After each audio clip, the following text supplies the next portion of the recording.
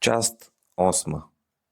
Напуснах галерията през ниска и тясна врата и влязах в кръгла стая, чиято облицовка бе направена от пепел и сандалово дърво.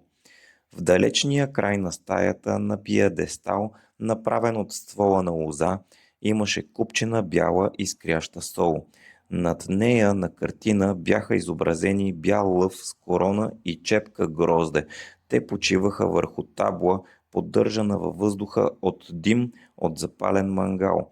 От дясната и от лявата ми страна се отвориха две врати, като едната водеше към безплодна равнина.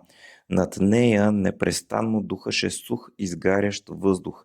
Другата врата водеше към езеро, в далечния край на което се виждаше фасада от черен мрамор.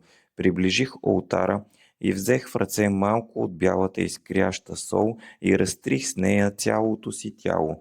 Наситен с нея и след като прочетах иероглифите, придружаващи картината, се приготвих да напусна това помещение. Първоначалното ми намерение бе да си тръгна през вратата, водеща към равнината, но оттам се надигна гореща пара и аз предпочетах срещу положения път. Бях свободен да избирам, при условие, че не изоставя веднъж избрания път. Реших да прекося езерото. Водите му бяха тъмни и притихнали. В далечината видях ясно мост. За да го достигна, щях да бъда принуден да извървя криволичещ бряг, покрит с камъни, затова предпочетах да прекося езерото. Навлязох във водата, която беше плътна като цимент. Забелязах, че е безмислено да плувам, тъй като краката ми навсякъде докосваха дъното.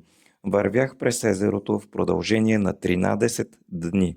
Накрая стигнах другия бряг.